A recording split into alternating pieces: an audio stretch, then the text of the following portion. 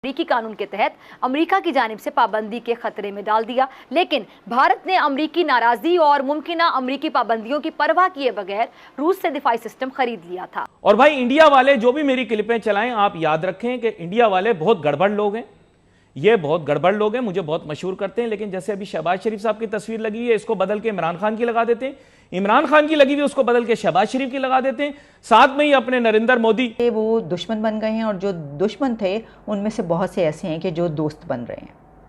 इस वक्त जो एक्टिविटीज़ हैं सुपर पावर्स की और दुनिया की मुख्तलिफ़ कंट्रीज़ की, हो सकता है कि इस वक्त की रीअलाइनमेंट दुनिया के आइंदा आने वाले मुस्तकबिल करीब या कुछ आप साल आ गया। ऐसे चेहरों को इक़्तिदार की मसनद पर बिठाया गया जो अमेरिका और उसके इत्तहादियों से पूछकर फैसले करें। ये भी आपको याद होगा कि इक़्तिदार में आने से पहले शहबाज शरीफ ने कहा था कि बेगर्स आर नॉट चूज़र्स, कि जो लोग भिखारी होते हैं वो अपनी किस्मत के फैसले खुद नहीं करते।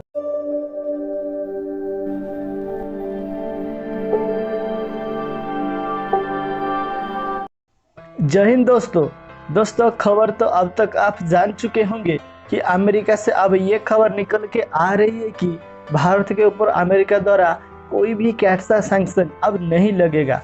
दोस्तों, जब से भारत ने रशिया से आज से कुछ साल पहले S-400 सिस्टम खरीदने की डील की थी, तब से लेके आज तक एक बार तो चर्चा में रही है कि क्या अमेरिका भारत के ऊपर सैंक्शन लगा सकता है और इसका इंडिया और अमेरिका की रिलेशन के ऊपर क्या प्रभाव पड़ेगा। दोस्तों, हम अगर भारत सरकार की माने तो भारत कभी भी किसी भी एक देश की सैंक्शन को नहीं मानता। भारत केवल यूनाइटेड नेशन द्वारा किया गया संस्था द्वारा सैंक्शन को मानता है। हमारी सरकार का कहना है कि किसी भी देश के पास ये मंजूरी नहीं है कि वो किसी के ऊपर अपनी स्वार्थ की वजह से सैंक्शन लगाए। और S-400 सिस्टम खरीदने से हमारी जो बॉर्डर सिक्योरिटी है, हमें चाइना और पाकिस्तान से जो खतरा है उससे राहत मिलती है, तो भारत सरकार ऐसी सिस्टम को कैसे छोड़ देता। दोस्तों, दोस्ती यारी एक तरफ है, लेकिन जब देश की सुरक्षा की बात आती है तो कोई भी देश किसी भी सैंक्शन को नहीं मानेगा, किसी तरह का समझौता नहीं करेगा। दोस्तों, यही बात भारत अमेरिका को समझाते आया है कि हमें यानी भारत को चाइना जैसे बड़े देश को साथ अपनी बॉर्डर शेयर करता है, जिसकी ख्वाहिश हमेशा यही रही है कि कैसे भी करके भारत को डिस्टेबलाइज किया जाए। अगर हम उस जैसे देश के खिलाफ लड़ने के लिए कोई हथियार खरीदते हैं तो उसमें क्या सैंक्शन लगाना। और लगता है अब अमेरिका का अकल आ चुकी है कि अगर हम चाइना को रोकना चाहते हैं, हमें भारत का सपोर्ट करना ही होगा। अब अमेरिका भी भारत को रशिया के साथ जो हिस्टोरिक रिलेशन है उसे समझता है, और यूएस की संसद में बहुत सारे ऐसे लोग हैं जो इस समय भारत का सपोर्ट भी कर रहे हैं। दोस्तों, सच बात बताई जाए तो भारत कभी भी यूएस की इस सैंक्शन से नहीं डरा। जब भारत 2018 में रशिया के साथ इस मिसाइल सिस्टम की डील की, S-400 की डील की थी, जिसकी कीमत $5.3 बिलियन थी, तब से भारत ये मान चुका था कि अब चाहे आंधी आ जाए या तूफान, ये डील तो नहीं रुकने वाली। अब दोस्तों, इस न्यूज़ के आने के बाद कुछ लोगों की पिछवाड़े पे ऐसी मिर्ची लगी है कि ना वो सह सकते हैं ना वो किसी को दिखा सकते हैं। ज़्यादातर मिर्ची तुर्की और पाकिस्तान को लगी है। तुर्की का कहना है कि जब हमने S-400 खरीदा तो हम पर सैंक्शन लगा, लेकिन जब अब भारत खरीद रहा है तो उस पर क्यों लगा, ये भेदभाव क्यों। और एक देश है पाकिस्तान, जिन्हें हम पाकिस्तान को भिखारिस्तान के नाम से भी भारत से जानता है। उनका तो माथा पीट पीट कर फट चुका है। उनका सपना था अगर भारत के ऊपर सैंक्शन लगेगा तो हम यूट्यूब पर और भी ज़्यादा प्रोपेगेंडा करेंगे, उसको और भी ज़्यादा बढ़ा चढ़ा कर देखेंगे कैसे अमेरिका और भारत के रिलेशन देखो खराब हो चुका है, अमेरिका ने भारत के ऊपर सैंक्शन लगा दिया है। मगर किस्मत का क्या करे, पाकिस्तानियों का किस्मत तो अब खराब ही चल रहा है आजकल। तो चलिए दोस्तों, अब हम देखते हैं कि पाकिस्तानी अपनी मीडिया में जो उनका रोना है, पाकिस्तानी मीडिया का जो रोना है उसको देखकर बड़ा सुकून मिलता है। तो चलिए हम पाकिस्तानी मीडिया की रोना को देखते हैं। अमेरिका की परवाह किए बगैर भारत ने अपनी एयरफोर्स के कई अफसरान को ये सिस्टम ऑपरेट करने की रूस में तरबियत भी दिलवाई है। तो क्या अमेरिका भारत पर पाबंदियां लगाएगा, क्योंकि पिछले साल रूसी जो दिफाई निज़ाम है वो खरीदने पर अमेरिका ने तुर्की पे भी पाबंदियां आयद की थी, आपको याद होगा।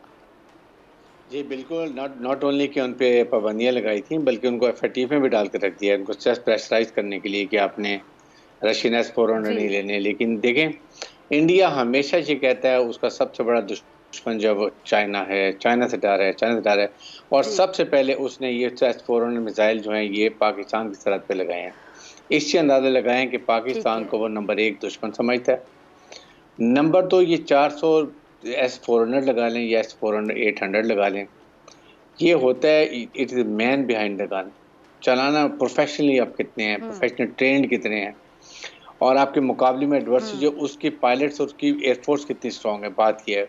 आई थिंक हमने इनको 27 फरवरी को बड़ा हुँ। अच्छा एक मज़ा चखा दिया था, और आइंदा भी चखाएँगे। उसके जवाब में आपने देखा कि पाकिस्तान ने बाबर 2 जो है वो मिसाइल 900 किलोमीटर मार करने वाला वो भी क्रूज़ मिसाइल भी फायर किया, और हमारी मिसाइल टेक्नोलॉजी इतनी अच्छी है कि हम इन मिसाइल्स को भी तबाह कर सकते हैं।